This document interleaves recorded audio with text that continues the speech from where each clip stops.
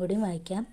ഒരു പദാർത്ഥത്തിൻ്റെ എല്ലാ സ്വഭാവവും ഉൾക്കൊള്ളുന്ന രാസപരമായ ഏറ്റവും ചെറിയ കണികയാണ് ആറ്റം. ആറ്റം എന്ന വാക്കുണ്ടായത് ആറ്റമോസ് എന്ന ഗ്രീക്ക് പദത്തിൽ നിന്നാണ്. ആറ്റം എന്ന വാക്കിനർത്ഥം വിഭജിക്കാൻ കഴിയാത്തത് എന്നാണ്. ആറ്റം എന്ന പദം ആദ്യമായി നിർദ്ദേശിച്ച ശാസ്ത്രജ്ഞൻ ഓസ്റ്റ്വാൾഡാണ്. ആറ്റം എന്ന പദം ആദ്യമായി ഉപയോഗിച്ച ശാസ്ത്രജ്ഞൻ ജോൺ ഡാൾട്ടനാണ്. ആറ്റം എന്ന പദം ആദ്യമായി ഉപയോഗിച്ച ശാസ്ത്രജ്ഞൻ ആറ്റം എന്ന പദം ആദ്യമായി നിർദ്ദേശിച്ച ശാസ്ത്രജ്ഞൻ ഓസ്റ്റ്വാൾഡും ആറ്റം എന്ന പദം ആദ്യമായി ഉപയോഗിച്ച ശാസ്ത്രജ്ഞൻ ജോൺ ഡാൾട്ടനുമാണ്. അതുപോലെ തന്നെ ആറ്റോമിക സിദ്ധാന്തം ആവിഷ്കരിച്ച ശാസ്ത്രജ്ഞൻ ജോൺ ഡാൾട്ടനാണ് 1807. ആറ്റത്തിൻ്റെ ബില്യാർഡ് ബോൾ മാതൃക നിർദ്ദേശിച്ച ശാസ്ത്രജ്ഞൻ ജോൺ ഡാൾട്ടനാണ്.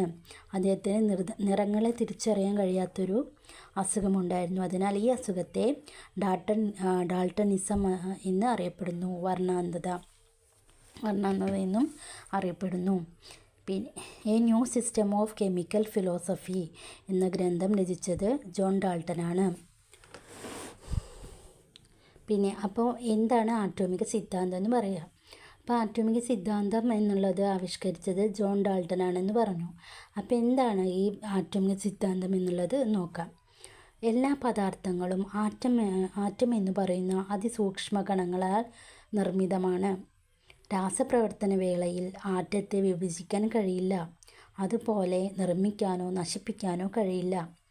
ഒരു മൂലകത്തിൻ്റെ ആറ്റങ്ങളെല്ലാം ഗുണത്തിലും വലുപ്പത്തിലും മാസിലും സമാനമായിരിക്കും.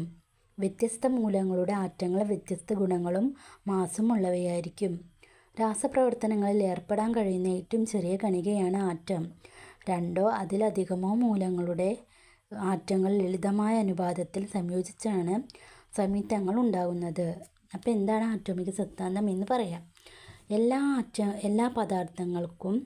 എല്ലാ പദാർത്ഥങ്ങളും ആറ്റം എന്ന് പറയുന്ന അതിസൂക്ഷ്മ കണങ്ങളാൽ നിർമ്മിതമാണ്. അതായത് ആറ്റം എന്ന് പറയുന്ന സൂക്ഷ്മമായ കണികൾ കൊണ്ട് നിർബന്ധമാണ് എല്ലാ പദാർത്ഥവും. അതുപോലെ തന്നെ ഈ രാസപ്രവർത്തന വേളയിൽ ആറ്റത്തെ വിഭജിക്കാൻ കഴിയില്ല. അതുപോലെ നിർമ്മിക്കാനോ നശിപ്പിക്കാനോ കഴിയില്ല. ഒരു മൂലകത്തിൻ്റെ ആറ്റങ്ങളെല്ലാം ഗുണത്തിലും വലുപ്പത്തിലും മാസിലും സമാനമായിരിക്കും. ഒരു മൂലകത്തിൻ്റെ ആറ്റങ്ങൾ എന്താവും? എല്ലാം ഗുണത്തിലും വലുപ്പത്തിലും മാസിലൊക്കെ ഒരേപോലെ ആയിരിക്കുമെന്നാണ് പറയുന്നത്.